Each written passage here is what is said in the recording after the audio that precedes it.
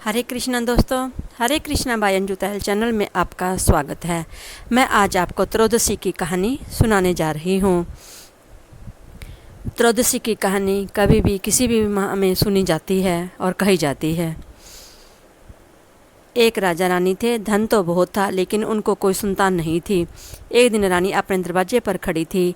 भंगन आई और उसे देखकर मुंह फेर लिया और घूंघट निकाल लिया। रानी बोली, भंगन तूने ये क्या किया? मुझे देखकर घूंघट क्यों निकाल लिया? भंगन बोली, रानी जी, बिना औलाद वाले का मुंह देखने से रोटी भी नहीं मिलती। यह सुनकर रानी को बहुत दुख हुआ और चादर ओढ़कर सो गई। राजा आया, बोला, रानी कैसे सो गई? रानी बोली, जब हमें जात की भंगन भी ऐसी बात कह जाती है तो हमारा क्या जीना है। राजा ने कहा, इसमें बुरा क्या मानना, उठो, अन्न खाओ, पानी पियो, जैसा कोई होता है वैसा ही कहा जाता है। रानी नहीं मानी। राजा बोला, मैं कानों सुनी नहीं मानूं, आंखों से देखूंगा। अगले दिन राजा दरवाजे पर खड़ा हो गया। भंगन आई और राजा को देखकर पीठ फेर ली और घूंघट निकाल लिया। राजा बोला, भंगन तूने ये क्या किया? तब भंगन बोली, राजा जी, बिना औलाद वालों का मुंह देखने से रोटी भी नहीं मिलती। राजा उसके पीछे पीछे चल दिया। उस दिन भंगन को कहीं भी रोटी नहीं मिली। राजा को बहुत दुख हुआ। राजा रानी घर से निकल गए। दुनिया पूजा करके घर चली जाती, लेकिन वे दोनों पूजा करते और मंदिर के पीछे जाकर बैठ जाते। 12 साल हो गए। एक दिन पार्वती जी शिव जी से बोली, महाराज, ये 2 मुसाफिर है। दुनिया पूजा करती है और अपने घर को चली जाती हैं, लेकिन ये दोनों मंदिर के पीछे पड़े रहते हैं। इन्हें क्या चाहिए? पार्वती बोली, महाराज, इनका संतान नहीं है। शिव जी महाराज बोले, संतान तो इनके भाग्य में भी नहीं है। पार्वती जी कहने लगी, महाराज, मैं तो इन्हें वचन दे चुकी हूँ, मुझे तो कोई पूजेगा भी नहीं। शिव जी महाराज बोले, ठीक है, तो इनसे पूछो, 12 वर्ष के लिए चाहिए या 12 चाहिए या 1 चाहिए? पार्वती जी ने पूछा तो रानी बोली, 12 वर्ष के लिए। 12 क्या करूँगी, होंगे मर जाएंगे। 12 वर्ष के लिए 1 होगा तो कुछ तो देख लूँगी। पार्वती बोली, ठीक है, अब तुम अपने घर जाओ। 9 महीने के बाद उसके घर लड़का पैदा हुआ, बड़ा हुआ, उसे पढ़ाया लिखाया। उसके बाद दिन पूरे होते आए तो राजा घर से निकल गया। रास्ते में लड़कियां घर बनाकर खेल रही थी। सबने अपने घर तोड़ दिए। एक लड़की बोली, मैं तो जिसकी उम्र कम हो उसे भी पूरी कर देती हूँ। राजा उसी के पीछे पीछे हो लिया। राजा लड़की की माँ से बोला, अपनी लड़की का रिश्ता मेरे लड़के से कर दो। लड़की की माँ बोली, तुम राजा महाराजा, हम गरीब जाट हैं।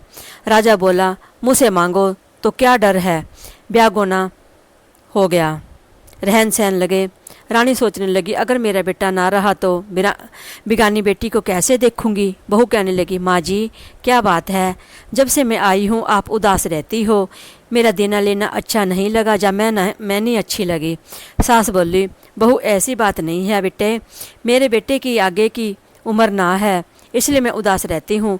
बहू बोली, ये तो मेरे बाएं हाथ का खेल है। वन उजाड़ में महल चिना दो, चारों कोनों में पहरे लगा दो, मकड़ी आए ना जाड़ा जाए। इन्हें लिटा दो, मुझे बिठा दो। राजा ने एक ही दिन में सब तैयार कर दिया।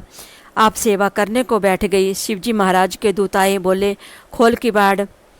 पानी बोला, मेरा पैरा है, जो सारी दुनिया पानी बिना रह जाए तो मैं भी रह लूँगी। दूत लौट गए। दूसरे बार दूत आए, बोले, खोल की बाड़। अन्न बोला, मेरा पैरा है, जो सारी दुनिया अन्न बिना रह जाए तो मैं भी रह लूँगी। दूत लौट गए। तीसरे बार दूत आए, बोले, खोल की बाड़। अग्नि बोली, मेरा पैरा है, जो मेरे बिना बीच जाएगी तो इनके बिना मैं भी बीच जाऊंगी। दूत लौट आए। चौथी बार दूत आए, बोले, खोल की बाड़। रुईगी बोला, मेरा पैरा है, जो सारी दुनिया जोत बत्ती ना करे तो मैं भी रह लूँगी। दूत जाकर शिव जी महाराज से कहने लगे कि महाराज, वहाँ तो पैरे लगा रखे हैं, किवाड़ नहीं खुलते। शिव जी महाराज बोले, ऐसी कौन है जो अपने बच्चे को बचाने के लिए ऐसे पहरे लगा रखे हैं? पार्वती जी बोली, मैं भी चलूँगी। शिव जी बोले, तुम यहीं रहो, तुम जहाँ जाती हो वहीं अड़चन लगाती हो। पार्वती जी बोली, महाराज, मैं तो ज़रूर चलूँगी। मैं भी तो देखूं ऐसी कौन है जो ऐसे पैरे लगा रखे हैं। आगे आगे शिवजी महाराज, पीछे पीछे पार्वती जी चल दी। जाके बोले खोल कवाड़। कौन? शिवजी पार्वती। जाट की लड़की ने उठकर कवाड़ खोल दिए। लड़की ने दोनों के चरण छुए। पार्वती जी ने आशीर्वाद दिया, सदा सुहागन रहो। शिवजी बोले उठाओ उठाओ।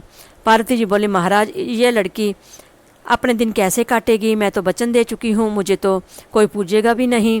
शिवजी बोले तुमने वही अड़चन लगाई, मैंने पहले ही मना किया था।